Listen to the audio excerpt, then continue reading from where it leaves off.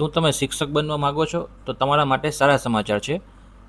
પ્રાથમિક શાળા ધોરણ 1 થી 5માં પ્રાથમિક શિક્ષક વિદ્યા સહાયક તરીકે નિમણૂક મેળવવા માટેની નિયત લાયકાત ધરાવતા ઉમેદવારો માટે શિક્ષક યોગ્યતા કસોટી 2025 રાજ્ય પરીક્ષા બોર્ડ ગુજરાત રાજ્ય ગાંધીનગર દ્વારા યોજવા આથી જાહેરનામું બહાર પાડવામાં આવે છે. તો મિત્રો, કોઈ ઉમેદવાર ધોરણ 1 થી 5માં જો શિક્ષક બનવા માગે છે તો તેને શિક્ષક યોગ્યતા કસોટી એટલે કે ટીચર ઇલિજિબિલિટી ટેસ્ટ 2025ની એક પરીક્ષા આપવાની હોય છે. તેનું આ જાહેરનામું છે. શિક્ષક યોગ્યતા કસોટી ટેટ 1નો કાર્યક્રમ આ નીચે પ્રમાણે છે. જાહેરનામું બહાર પાડવાની તારીખ 14/10/2025. વર્તમાનપત્રમાં કસોટી અંગે જાહેરાત પ્રસિદ્ધ થવાની તારીખ 15/10/2025. ઉમેદવારો માટે રજિસ્ટ્રેશન ફોર્મ ઓનલાઈન ભરવાનો સમયગાળો 29/10/2025 થી 12/11/2025. એટલે કે મિત્રો 29/10/2025 થી 12/11/2025 સુધી તમે ફોર્મ ભરી શકો છો. નેટ બેન્કિંગ મારફત ફી સ્વીકારવાનો સમયગાળો 29/10/2025 થી 14/11/2025 અને પરીક્ષાનો સંભવિત માસ એટલે તારીખ 14 ડિસેમ્બર 2025. તો મિત્રો, તમે જો ધોરણ 1 થી 5માં શિક્ષક બનવા માગો છો તો તમારે આ પરીક્ષા આપવી ફરજિયાત છે. તો તમે તેમાં 29/10/2025 થી 12/11/2025 સુધી ફોર્મ ભરી શકો છો. શૈક્ષણિક લાયકાતની આપણે વાત કરીએ, ઓછામાં ઓછી SSC પાસ અને તાલીમી લાયકાતની વાત કરીએ તો 2 વર્ષ PTC અથવા 4 વર્ષની એલિમેન્ટરી એજ્યુકેશનની ડિગ્રી અથવા 2 વર્ષનો diploma in education special education. તો આપણે શૈક્ષણિક લાયકાતની વાત કરી લીધી. હવે આપણે કસોટીનું માળખા વિશેની વાત કરીએ. આ કસોટી બહુ વિકલ્પ સ્વરૂપની અને વિવિધ હેતુલક્ષી સ્વરૂપની રહેશે. આ કસોટીમાં વિવિધ હેતુલક્ષી 150 પ્રશ્ન રહેશે અને પ્રશ્નપત્રનો સળંગ સમય 120 મિનિટનો રહેશે. આ કસોટીના તમામ પ્રશ્નો ફરજિયાત રહેશે. આ કસોટીનું સળંગ એક જ પ્રશ્નપત્ર રહેશે. દરેક પ્રશ્નનો 1 ગુણ રહેશે. દરેક પ્રશ્નના ઉત્તરમાં 4 વિકલ્પ આપેલા હશે. તેમાંથી સાચો વિકલ્પ પસંદ કરવાનો રહેશે. આ કસોટીમાં મૂલ્યાંકનમાં કોઈ નકારાત્મક મૂલ્યાંકન રહેશે નહીં, એટલે કે કોઈ નેગેટિવ માર્ક રહેશે નહીં. પરીક્ષા ફીની આપણે વાત કરીએ. SC, ST, SEB, PH અને EWS કેટેગરીના ઉમેદવારો માટે પરીક્ષા ફી ₹250 છે, જ્યારે સામાન્ય કેટેગરીના ઉમેદવારો માટે પરીક્ષા ફી ₹350 રહેશે અને સર્વિસ ચાર્જ અલગથી રહેશે. કોઈપણ સંજોગોમાં ભરેલી ફી પરત આપવામાં આવશે નહીં. ફી ભરવાની પદ્ધતિ વિશેની આપણે વાત કરીએ. ઉમેદવાર ઓનલાઈન પેમેન્ટ ગેટવે દ્વારા ATM કાર્ડ, નેટ બેન્કિંગથી પરીક્ષા ફી ભરી શકશે. જ્યારે ફી ભરાઈ જાય ત્યારે રિસિપ્ટ મળે તેની પ્રિન્ટ કાઢી લેવી.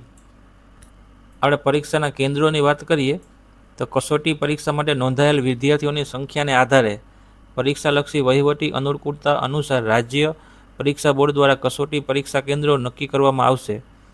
ઉમેદવારો બોર્ડ દ્વારા ફાળવવામાં આવેલ પરીક્ષા કેન્દ્ર પર સ્વખર્ચે પરીક્ષા આપવાની રહેશે.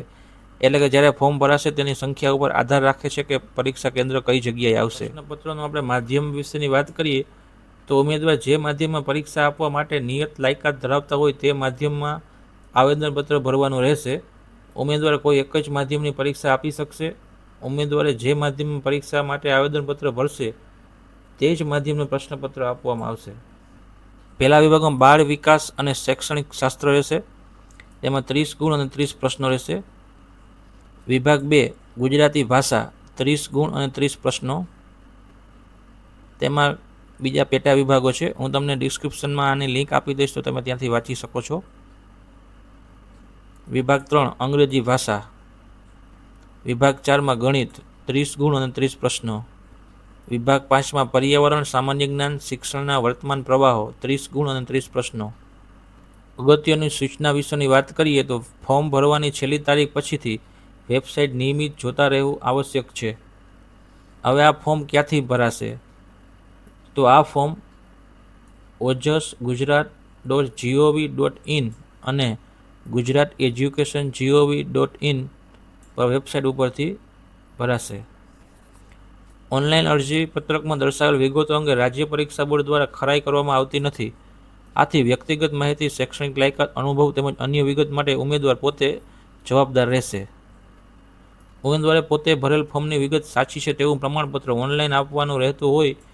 જો કોઈ ખોટી વિગત રજૂ કરશે તો તેનું ફોર્મ રદ થવા પાત્ર બનશે તથા તેની સામે ફોજદારી ગુનો બનશે. અનુસૂચિત જાતિના તેમજ અનુસૂચિત જનજાતિના કિસ્સામાં સક્ષમ અધિકારીનું જાતિ પ્રમાણપત્ર હોવું જરૂરી છે.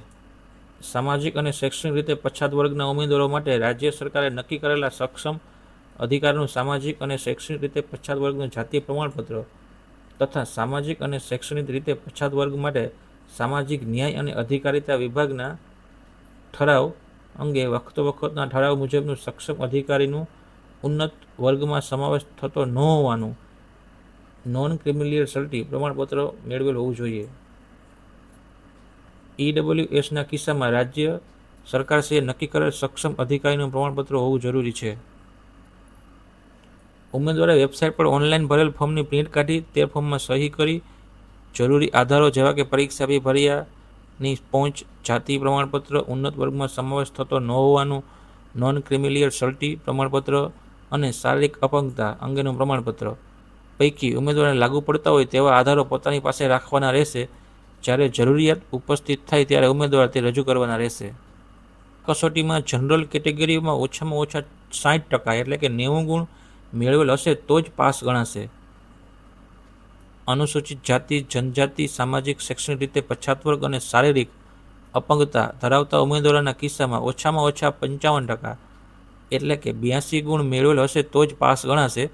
EWS આર્થિક રીતે નબળા વર્ગોના ઉમેદવારોના કિસ્સામાં ઓછામાં ઓછા 55% એટલે કે 82 ગુણ મેળવેલ હશે તો જ તે પાસ ગણાશે. આ કસોટીમાં માત્ર ઉત્તીર્ણ ઉમેદવારોને જ ગુણાંકન સાથેનું પ્રમાણપત્ર બોર્ડ દ્વારા આપવામાં આવશે. આ કસોટી આપવા માટે પ્રયત્નોની સંખ્યા નિયત કરવામાં આવતી નથી.